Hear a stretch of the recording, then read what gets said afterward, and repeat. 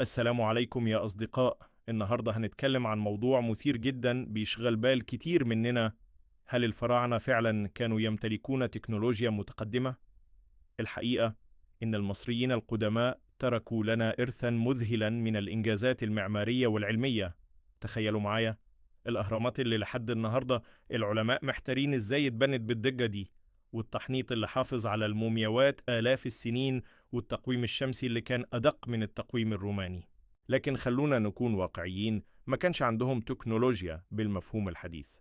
اللي كان عندهم هو عبقرية هندسية وفلكية مذهلة، ومعرفة عميقة بالرياضيات والكيمياء، وتقنيات متطورة جدا للعصر بتاعهم.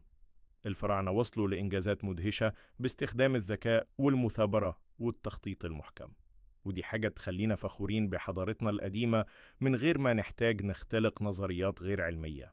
لو عجبكم الفيديو متنسوش اللايك والاشتراك في القناة علشان يوصلكم كل جديد.